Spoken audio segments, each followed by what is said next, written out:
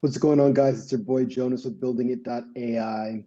And our coverage continues of CES 2023. Happy New Year, everybody. We are taking a dive backward to go forward and catch our full coverage of CES 2023 throughout the week and throughout the videos that we're dropping. We are really excited about some of the new robots that we're going to see at 2023 this year. And one of the biggest things about CES is the hype, and we really love the hype. I think that technology enthusiasts naturally bring a spirit of hopefulness and optimism about a lot of the products that are shown at the Consumer Electronics Show. But the reality is that not all of these products ultimately make it to product shelves.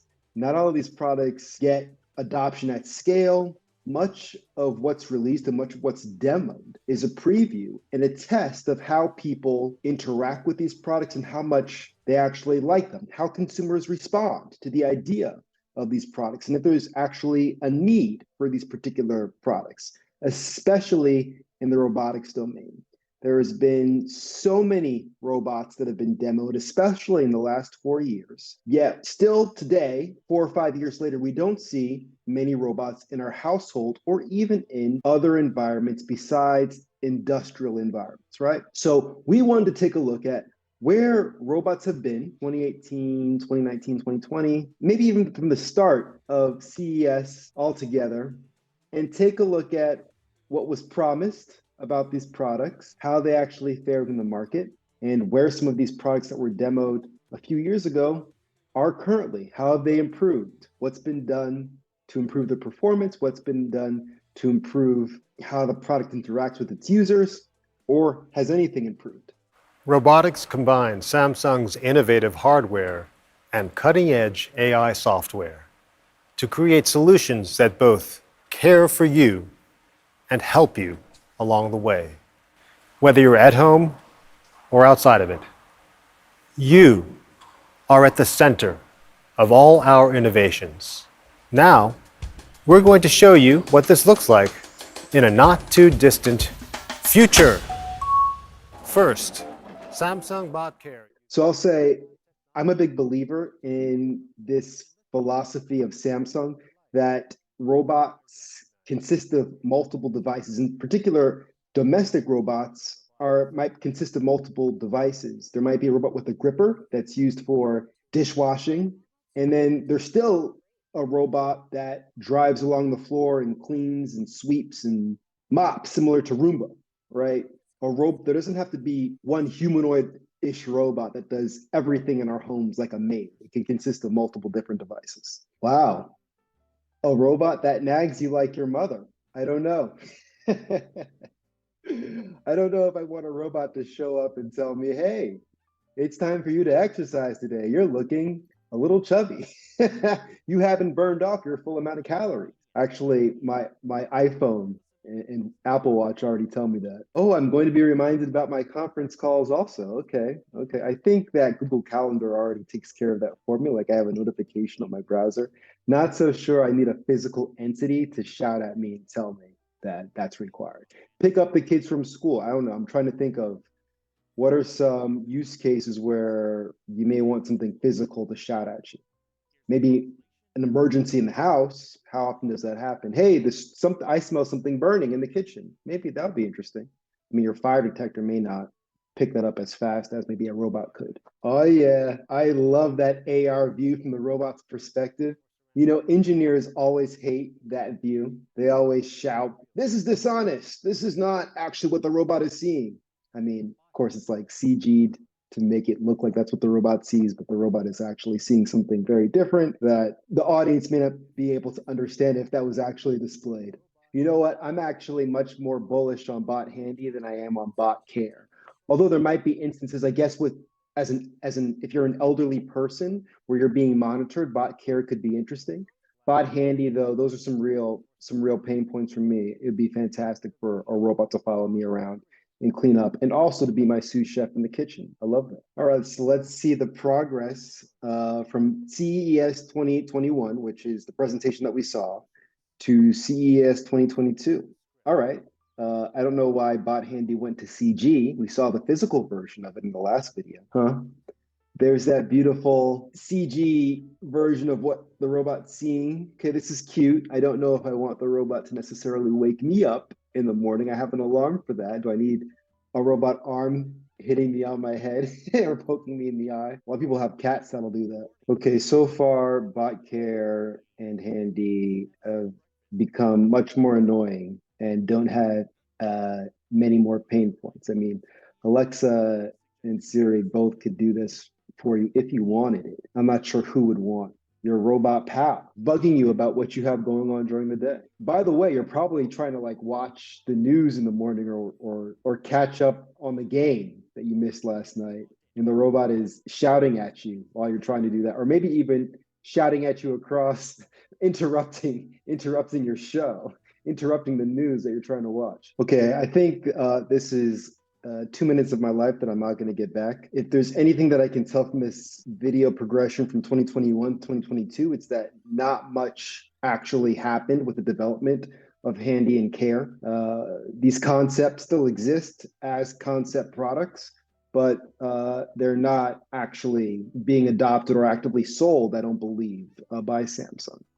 The use case of cooking in the kitchen, that is one that I absolutely believe in. And I'm actually excited about that. And cleaning and maybe taking things out of the grocery bag that are delivered to my house from Amazon. That'd be great. Playing with my dog or at least monitoring the house during the day. I love that. You know, that's cool. I don't think you're actually going to play with my dog because my dog is probably going to eat you, the robot. But at least being like a dog monitor camera, that'd be fantastic. And a way for me to shout across. I think there's already some cameras that allow that sort of interaction. Cool, makes sense. Okay, next we'll take a look at a Mecca from Engineered Arts, which was a huge hit. She was a huge hit. I think actually the appropriate pronoun for a Mecca is they. Were a huge hit in 2017, 2018, I believe they were debuted. Let's take a look.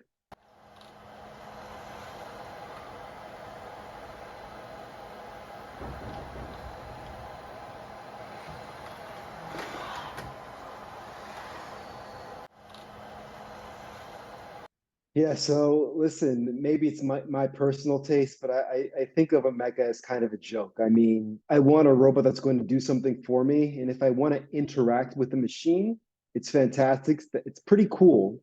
The expressions, the expressiveness, this animatronic design probably is the best demonstration that I've seen of something that is close to human, and it's not really in that uncanny value. It's not, it doesn't make me feel eerie seeing a mecha interact, but or move around and express themselves. But a mecha doesn't do much. I mean, like if I want to talk to a machine, if I want to have something do for me, I can talk to Siri, I can talk to Alexa, I can talk to an avatar on a screen. I don't need a physical representation of something. I'm curious actually what other people think. So let me know in the comments what you think of a mecha. And if you prefer this like physical expression or if you prefer something that is on a screen, or if it doesn't matter to you. Okay, so next up is Labrador. And at least per this video, I believe it was introduced in 2022, but the video that we're going to watch now is from 2022. Especially where pain or other health conditions impact their activities. All right, so first I'll say, I definitely see the use case for Labrador. I mean, there's robots that drive things around warehouses and distribution centers, so it makes sense that there would be a robot that drives things around our homes to make our homes more efficient for us, especially for elderly people. The one thing I have to say is that I know a lot of people in their 70s and 80s. I live in Florida. I live in Miami, which is younger, but I still know a lot of folks in their 70s and 80s. And I don't know anyone who would buy this device. I mean, first off, most folks are living on a fixed income, right?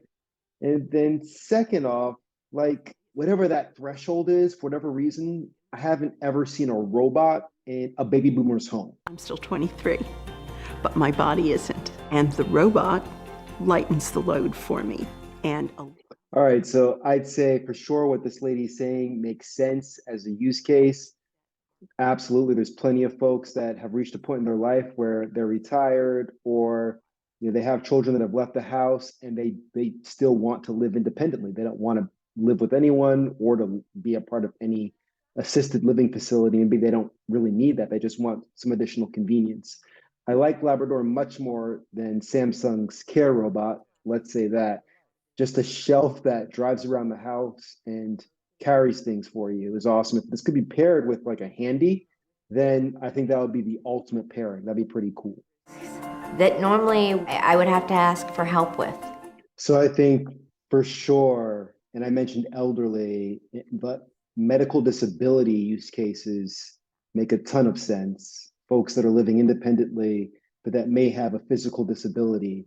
This is like a hospital, can be like a hospital bed slash nurse slash slash hospital assistant who is monitoring medication, facilitating that, and then also doing things like being an adjustable surface for you to work on and eat off of, as well as carrying things around the house. That's cool. I think it makes a lot of sense from a company perspective, because if you think about the amount this robot probably costs, and I'm sure that's over $10,000, you're going to be able to buy this robot with insurance if it's provided. Like, that's your insurance as the buyer of this robot makes a lot more sense than an individual buying a small car. I don't think you can get a car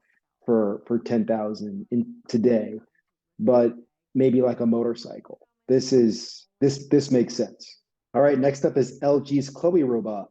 There are many dangerous, repetitive, and difficult jobs. LG Cloi aims to be the perfect partner for various settings. So one thing that's been happening probably over the last decade in robotics, maybe even before that, is there aren't always known use cases for the platform. And so you're building these technologies from an engineering perspective of, okay, what do we need to do to enable some robots to be able to travel around an area, map it out, localize itself, avoid obstacles, avoid humans, get from point A to point B. That's a challenge. And the idea of building something that could do that is really cool. But then it's like, okay, what do you do with that? There's so many different use cases. A guide robot to me has always been a little bit silly.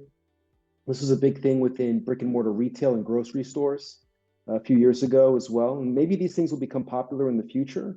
But this seems like a use case that's so much more appropriate to be on your smartphone or to be on your augmented reality glasses, where you have a natural relationship with some AI and you can ask it, okay, guide me to the next item on my grocery list. And it gives you directions there versus a robot actually guiding you and you following it. In an art gallery, what is everyone who's visiting the art gallery going to have like a robot that's guiding the person around? It seems kind of silly to me. The use case of security is also really weird to me. I mean, one, most industrial buildings that require security have an actual infrastructure security system with cameras, right? With full coverage. So why would you need a remote unit that's driving around? Of course, malls have human security guards, but the primary purpose of human security guards, from my understanding, is one, some sort of psychological form of intimidation that someone's always watching you. And two, that there's an actual person there that can help in the case in which something happened, right? There's a medical emergency, or if someone did steal something from a store, that security guard can be the one to report it to the actual police. They probably can't actually do anything. And none of these robots can physically do anything either. So, in, I guess, more commercial, like run-of-the-mill restaurants that are fast casual, a delivery robot to your table makes sense. I hate the idea of robots that are bringing food to your table. Like, now you have to grab the plate off the tray. If you go to a restaurant, like a human or a humanoid robot just makes so much more sense. So long as people go to work in physical environments, having some sort of building delivery robot, I think that makes a lot of sense. And I could see a future where UPS just drops a bunch of packages off in one room, and then there's a robot that takes those packages from a delivery room to every other office in the entire building. The building has 20, 60 floors, right? That makes a lot of sense. All right, next up is the full body massage robot. Okay, let's see what this robot can do. I love massages. Hey, look at those arms go. Okay, it's getting ready to get to work. You can tell the robot how much pressure to put on your body. Okay, it's rolling, it's doing its thing. It's moving through your muscles. You know, what would be curious to me is to hear from a human why a robot would never, from a human masseuse, why a robot would never be able to do this job as well as they could. And I really agree. First off, this robot, from the look of it, it has two very large 6-axis, it looks like, arms. This machine is probably over $100,000. If you go to get a massage to relax yourself, to me, this is not a relaxing experience to have a machine moving along your body. And I think that most people that have gone through, and I think that most people that have gone through an X-ray or a CAT scan would say having a machine interact with your body is not the most relaxing experience. It's much more relaxing to have a human. But on the other side, there might be plenty of people who have had traumatic experiences with humans touching their body and may not be comfortable with the human touch. And a machine, a robot, could be a lot more of an appealing experience. I wonder then, like, wouldn't a massage chair be more convenient? Okay, next up we have a suite of robots from Hyundai, which is the owner of Boston Dynamics. And of course, Boston Dynamics has a bunch of cool robots, including the Atlas humanoid robot. So this first device is the plug and play module. It actually configures itself to a number of different form factors, but it is the same device. So this really interesting platform, and I'm seeing a number of similarities with this and the LG Cloi, where this is a general robot platform that can be used for many different applications. So let's see if any of these are commercial pain points. So this is a really interesting form factor. I didn't know that Hyundai was considering playing in the space of the last mile delivery robot. I am not a big believer in these robots at all. If there's any robot that's going to solve the last mile delivery problem, my bet is that it's going to be a drone at this point, a flying drone at this point. But robots that drive along the sidewalk and that you then come to the door and take out the pizza. And there's plenty of these platforms. I think there's a Kiwi robot. I'm not sure if they're the same folks that are doing a partnership with Prime. And plenty of other platforms as well. Maybe I can do a deep dive into these, but I'm not a big believer in this particular use case. Okay. I'm not sure if this is a different device. Now, this is actually a different product altogether. This is very similar to the Labrador that we took a look at least from the appearance of this platform. It's much more suitable with smaller wheels to a domestic environment. Drive around your home. By the way, one of the interesting things about these platforms is that for all wheeled platforms, they're usually over 40 pounds, which means that if you are someone with a medical disability or who's elderly, who this robot was built for, then this platform is going to be restricted to one floor. So either you have to have an elevator of some sort in your house, or you have to have multiple robots for each floor in your home that you're active on. So this doesn't work.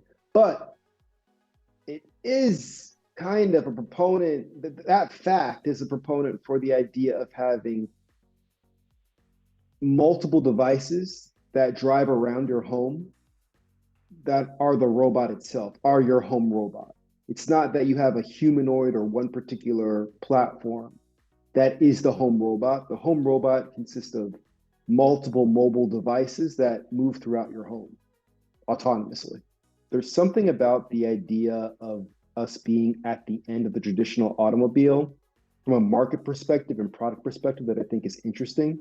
This video, I'm not a big believer in any of these products. I don't think that they've actually found a scalable use case as of yet. Tell me if you've seen any plug and play modules in your work environment or in your domestic environment that you're using. I'm really curious about that. Okay, I'm really excited about this video. This platform was debuted last year at CES, and this is a huge acquisition by Snapchat. I don't know if it's huge from a monetary perspective, but from a strategic perspective, it was interesting. This company made a huge splash a few years ago with hyped up promises that it could not keep for being able to have a personal drone that would take pictures of you. The technology has caught up to those promises, maybe. Let's see where it's at now. To work with the Snapchat app, though you can download the photos and videos and share them to anywhere you'd like.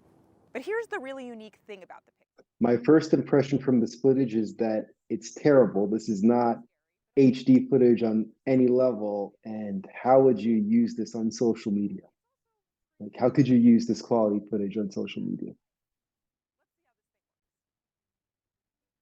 All right, so I know that this is a Wall Street Journal review, but I wanted to use this video because even though it's not a CES review of this product, it's probably the best review that exists of it currently. Better than HD video, okay. It seems pretty awkward to be able to control this thing, and I'm really curious when it's windy outside how this would be able to fly. Although it seems to be doing a decent job in this fall weather. Fun taking snaps with this little thing, but it doesn't really do much more than take photos of you. And in that way, it's not really that much more than a glorified selfie stick. In fact, another company called Air Selfie is just leaning into that idea. The Air Neo is even smaller and lighter than the Pixie, which means... I know, you hate the wind. You hate the wind. You tiny drones hate the wind. The $150 Air Neo will start shipping in a couple of weeks. The Snap Pixie will start at $230, but will only be available online in limited quantities. So yeah, I guess this is becoming a thing. Easy to use autonomous mini drones that follow us around. Just don't go out in the wind, or without a fanny pack full of batteries. Okay, so even a decade after that initial Kickstarter, all of my doubts about the Pixie seem to be actually validated by this journalist. This thing sucks. Let's just say it sucks. Can't fly it in the wind. Footage quality is bad. You know, I was always surprised that the selfie stick, so many of those things were sold. I think billions of dollars must have been made off that product. So I could really be wrong about this. I don't think I would ever personally get a Pixie, but you know, I never bought a selfie stick. Plenty of people did. I'm curious. This is like the selfie stick 3.0. All right, now for Beyond Imagination. And actually, Beyond Imagination is a robot that maybe by our mistake, we left off of the best humanoids list for 2023.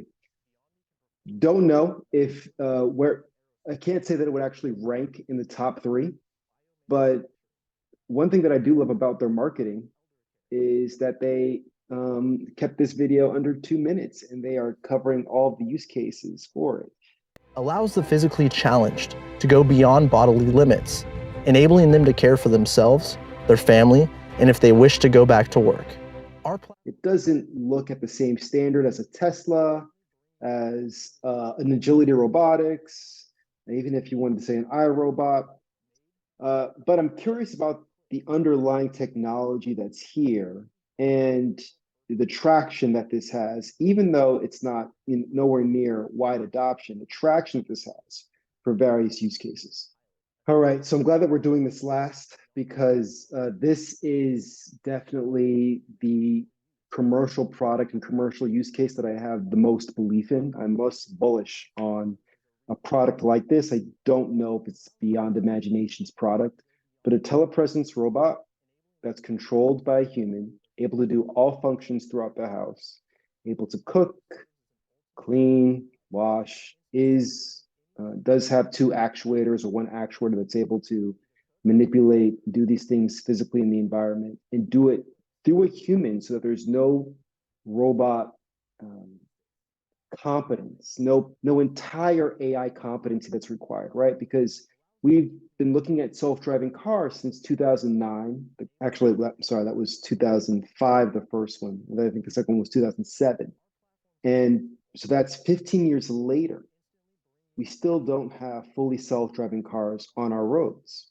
But if you can have a human to fill the gap in the meanwhile, that's really exciting. All right, y'all, until next time, this has been your boy Jonas with BuildingIt.ai. We cover everything in AI and Web3. We built this channel for the aspiring investor who wants to make a fortune from investing and building AI and Web3 companies, being educated on the trends, being educated on the market. One of the places where we're going to see some signals from consumers earliest this year in 2023 is the Consumer Electronics Show. Continue to watch our channel, like and subscribe if you haven't for that coverage. Until next time.